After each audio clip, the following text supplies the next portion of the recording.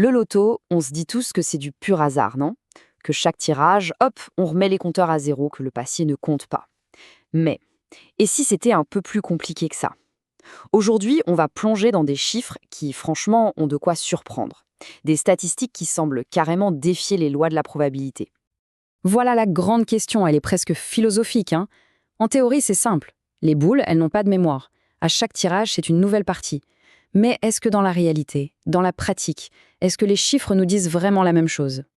Ok, avant de plonger dans ce qui cloche, il faut juste qu'on soit tous sur la même longueur d'onde. C'est logique, pour voir ce qui est bizarre, il faut déjà savoir ce qui est normal. Donc, petit tour d'horizon rapide des règles des deux plus grands jeux. Alors, d'un côté, on a notre loto bien français, c'est simple, on choisit 5 numéros parmi 49, plus ce fameux numéro chance entre 1 et 10.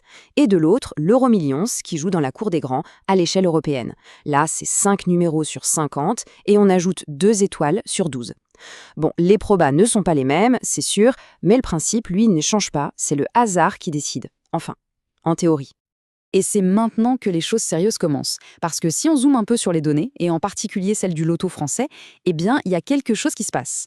On s'attendrait à ce que tous les numéros sortent à peu près autant les uns que les autres, mais les statistiques récentes, elles, nous racontent une toute autre histoire.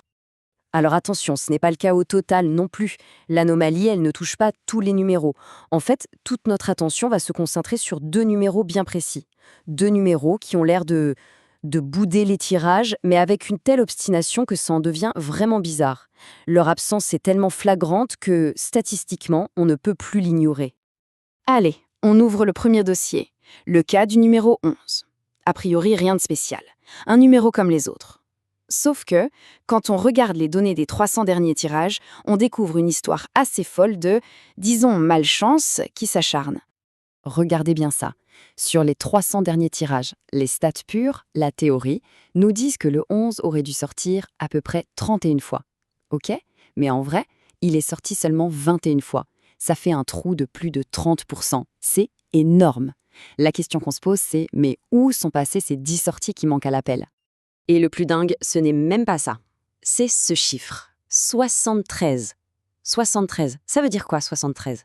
Eh bien, c'est le nombre de tirages d'affilée où le numéro 11 n'a pas pointé le bout de son nez.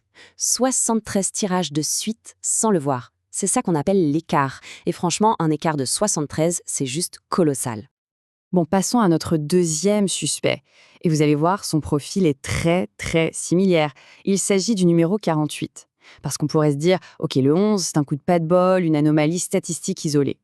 Mais le cas du 48, il vient vraiment mettre de l'huile sur le feu et renforcer cette idée qu'il se passe quelque chose de plus profond. Et là, avec le 48, l'histoire est encore plus dingue. La théorie, la moyenne statistique, elle attendait 30 sorties pour lui. Et dans les faits, il n'est sorti que 18 fois. 18! Le fossé entre la théorie et la réalité est encore plus grand que pour le 11. Et son écart actuel, 47. 47 tirages sans sortir. C'est énorme encore une fois. Donc là, on se retrouve avec non pas un, mais bien 2 numéros qui, sur la même période, sont complètement à la traîne, de manière spectaculaire. À ce stade, parler de simple coïncidence, ça devient un peu difficile, non? Et face à ces chiffres, notre question du début, le hasard a-t-il une meneur, elle devient carrément brûlante. La théorie mathématique, elle est formelle. Chaque tirage est indépendant du précédent. Mais ces trous dans les statistiques, ils sont tellement énormes qu'ils nous obligent à nous poser des questions. On ne peut pas juste les ignorer. Quand on met les deux cas côte à côte comme ça, l'anomalie saute aux yeux. C'est impossible de passer à côté. D'un côté, des sorties réelles qui sont bien en dessous de ce qui est attendu. Et de l'autre, des absences qui n'en finissent plus, avec ces fameux écarts de 73 et 47. Là, on ne parle plus d'une petite fluctuation au hasard. Ça ressemble vraiment à une tendance de fond. L'analyse qui a inspiré cet épisode le résume parfaitement. Je cite « Le 11 est un gros écart actuel de 73. Même remarque pour le 48, écart conséquent actuel de 47. Et les mots sont importants là. Gros écart, écart conséquent. On ne dit pas petit écart. C'est bien la preuve que ce ne sont pas juste des petites vagues, mais de vraies anomalies qui doivent nous interpeller. Et tout ça, bien sûr, nous amène à la question à 1 million, celle que n'importe quel joueur se pose. Qu'est-ce qu'on fait de ces numéros?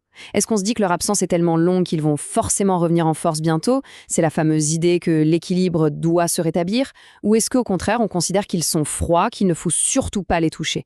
Est-ce que le hasard va finir par corriger le tir, ou est-ce que tout ça n'est qu'une curiosité statistique qui ne veut rien dire pour l'avenir?